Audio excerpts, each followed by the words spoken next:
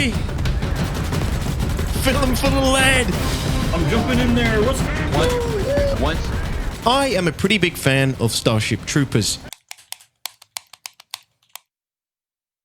So I jumped at the chance to play Extermination with my community and start smashing bugs.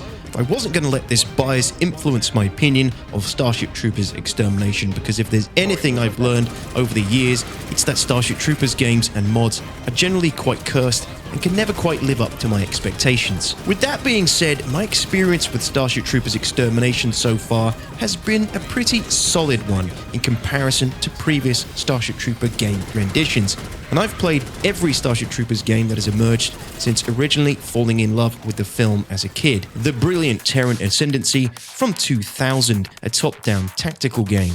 The original FPS Starship Troopers from 2005, which sucked, but I completed it multiple times anyway. Great to see you, Marauder. Having a little plasma trouble here. And more recently, Starship Troopers Terran Command, which was okay, but fundamentally lacking in depth, and thus any real longevity. Let's go, Alex, let's go! Whoever's that guy on Middle Bridge, pull back, pull back.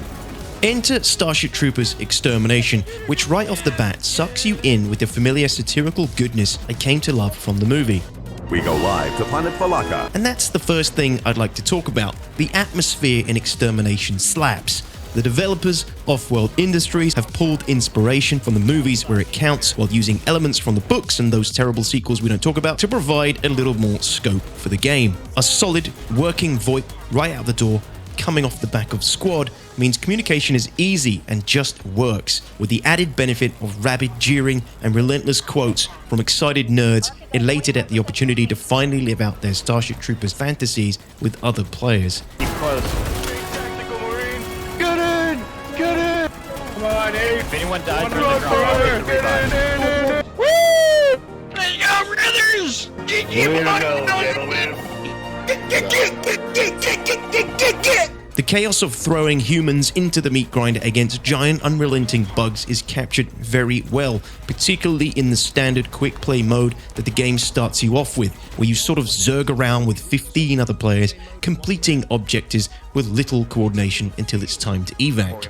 This is actually my least favorite mode, and once you reach rank 5, you unlock a much better game mode called Arc Slam, which provides a much better pace for you and your team and a little more freedom to approach and attack the game in your own way. This game mode provides a little more atmosphere in the way of small bursts of action as you and smaller squads coordinate to split up, complete tasks, and gather resources, while others stay at home constructing defenses for the inevitable last arachnid wave. Alright, enough chatter, lads. We've got incoming.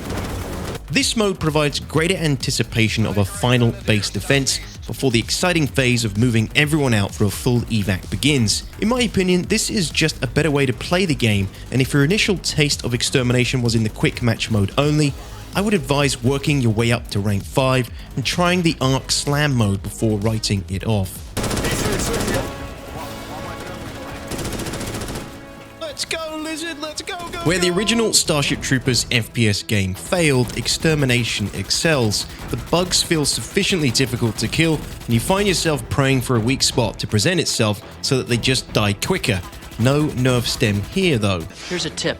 Aim for the nerve stem and put it down for good.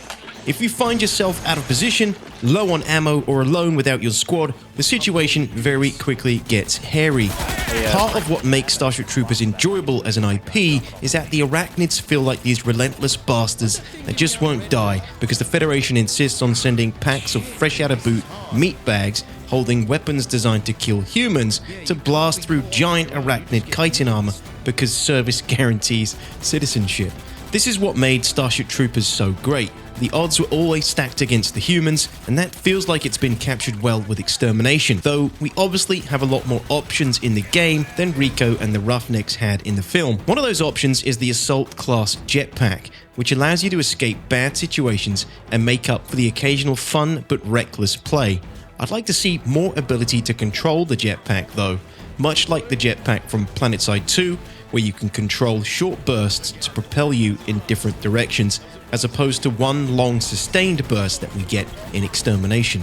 While I haven't played on the lowest difficulties, playing on normal does feel like a good middle ground where bugs are hard to kill and they can still very quickly dispose of you, but it doesn't feel so difficult that you're punished for every small mistake you might make. Veteran, on the other hand, can be a lot more punishing, and minor brush-ins with the bugs, whether getting too close or finding yourself out of position with a gunner nearby, can quickly get you wrecked.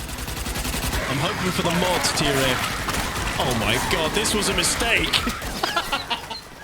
This difficulty was a mistake. The variety in arachnid opponents is currently quite low, but there is enough variety to provide sufficient enough challenge to whet your appetite as you play through the limited content currently available in early access. There are 5 bugs, starting with the trivial but annoying drone, to the less trivial and hard to kill warrior, the even tougher and more dangerous warrior variant, the tiger, and the ranged arachnid variants, the gunner and grenadier, which serve to force your troopers out of position or to use longer range weapons to deal with the threat.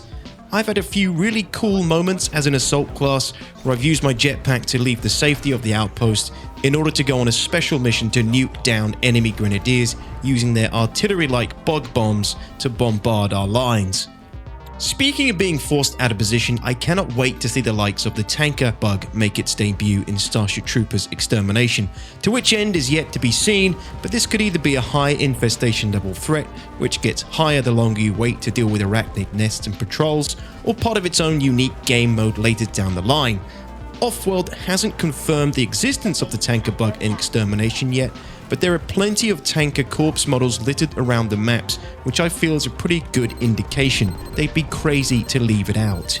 Just a little out of his mind, sir. Another bug I'd really like to see make its debut is the hopper bug, the flying arachnids from the film. These would serve to challenge troopers from above, particularly the assault class troopers who can jump pretty much anywhere on the map. Another promising aspect of Extermination is its potential. There is a lot of potential for new game modes, bugs, and weapons to be added to the game further down the line. There is also a lot of potential for player unlocks, skins, perks, accessories, voice lines, you name it. So let's talk about some of the bad here, or the things that are just not so good. Visually, the game doesn't look that great, at least on Unreal Engine 4, though it is earmarked for an upgrade to Unreal Engine 5 at some point throughout early access. I mean, it looks good enough, but it could look better. Hell Let Loose did something similar by moving from UE4 to UE5 during early access, and the improvements were pretty big. Explosions, weapons fired, dropship animations, a lot of this still feels like a work in progress to me. Of course, we're in early access, so I hope this is something that improves over time, and again, maybe improved with the move to UE5. My complaint so far, I want to feel more girth from the gun. Feels a little bit flimsy. Really not a big fan of the sounds of the weapons, mostly the Merida MK1, which is the most iconic weapon in all of Starship Troopers. It just sounds tinny, flimsy, weak.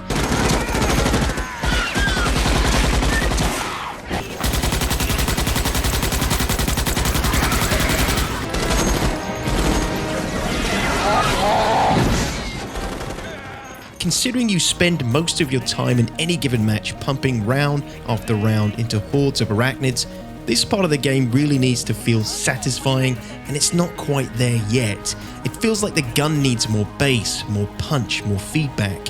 When the rounds hit the bugs, I want to hear them boring their way into the arachnid's flesh. And while we're on the subject of the Merida, where the hell is my underbarrel shotgun?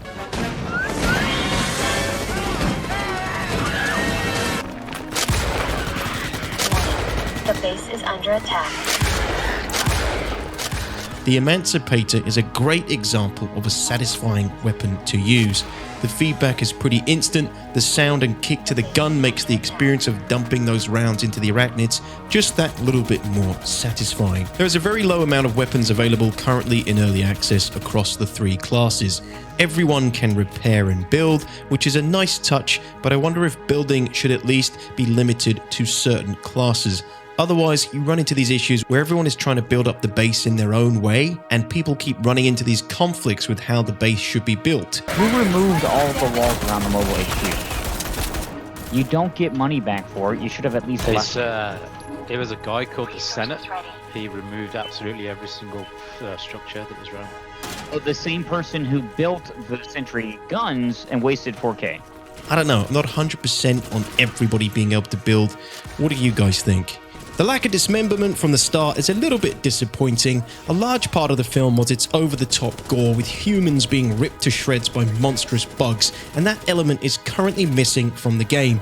It is due to be added, but this makes me feel like it's probably being added as more of an afterthought. When it does finally make it in, I hope it does the film justice.